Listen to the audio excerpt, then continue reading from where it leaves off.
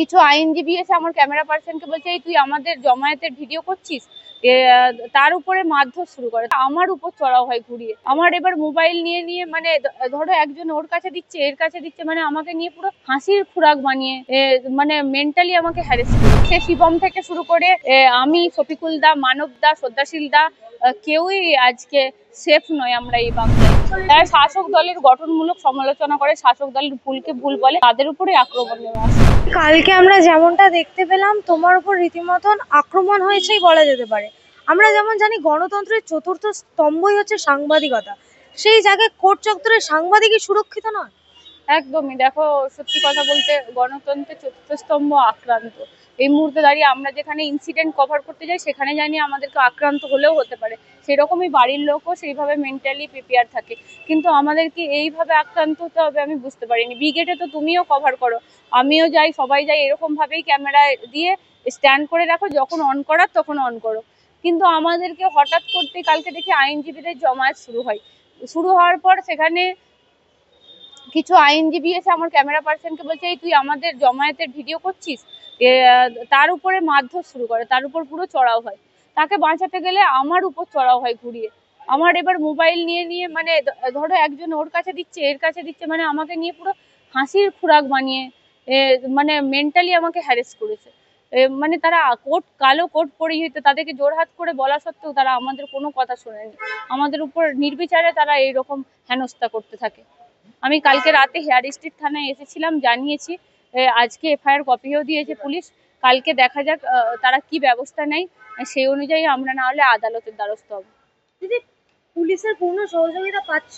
একদম, পুলিশ আমাকে কাল থেকেই ওনারা সাহায্য করছেন। এবার তারা গ্রেপ্তার কতক্ষণে করতে পারে আমি সেটারই আশা করছি। তারা সিসিটিভি ফুটেজ, যেখানে সিসিটিভির আন্ডারেই ঘটনাটা ঘটেছে, তারা যাতে গ্রেপ্তার করে, দ্রুত গ্রেপ্তার করে, যেন এদের এই কালো কোট পরিহেতা এরা আইনজীবী না গুন্ডাজীবী সেটা যাতে চিহ্নিত করে খুব তাড়াতাড়ি। আমি সেটাই চাইবো এই মুহূর্তে দাঁড়িয়ে। দিদি, আমরা যেমনটা দেখতে পাচ্ছি শাসক দলের পক্ষ থেকে তাহলে যেই মুখ খুলবে তারই সে শিবম থেকে শুরু করে আমি, শফিকুল দা, মানব দা, শ্রদ্ধাশীল দা, কেউই আজকে সেফ নয় আমরা এই বাংলায়। আর অনেকেই ইনহাউস করলে আমাকে তো ফিল্ডেই করতে হয় তোমার মতো।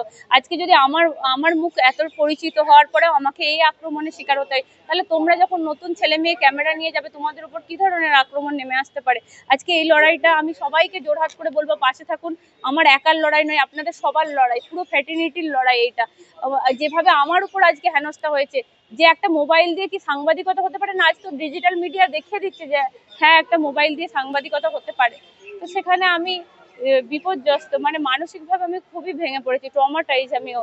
আমাকে যেভাবে মানসিকভাবে হ্যারেস করা হয়েছে, আমার ক্যামেরা পার্সনকে শারীরিকভাবে, মানসিকভাবে যেভাবে হ্যারেস করা হয়েছে, জানি না মানে এই ট্রমা আমি কবে কাটিয়ে উঠতে পারবো। আমি মেন্টালি, তুমি দেখতেই পাচ্ছ যে এই রোজিনা আর আগের রোজিনার মধ্যে অনেক পার্থক্য।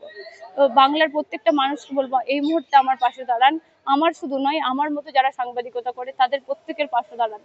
দিদি, সেই জায়গায় দাঁড়িয়ে নাজিয়া এলাই খান থেকে শুরু করে অরিত্র দত্তগুলি কিংবা আরো যারা রয়েছে, যারাই শাসক দলের গঠনমূলক সমালোচনা করে, শাসক দলের ভুলকে ভুল বলে, তাদের উপরে আক্রমণ নেওয়া আসে। তুমি দেখতে পাচ্ছ একদম।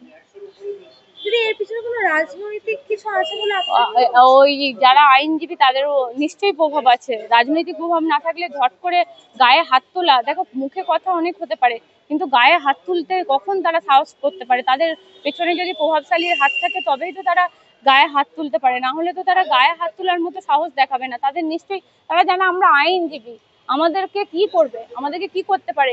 আমি ওই জন্যই পুলিশ প্রশাসনের কাছে এটা কঠিন বিষয় এই মুহূর্তে দাঁড়িয়ে। তারা যদি চিহ্নিত করে দিতে পারে যে কালো কোট পরিহিতা যারা আইনজীবী নামক গুন্ডাজীবী ছিলেন, তাদেরও প্রতি বিচার হতে পারে, তারা যে অন্যায় করেছে নিন্দাজনক এই মুহূর্তে দাঁড়িয়ে।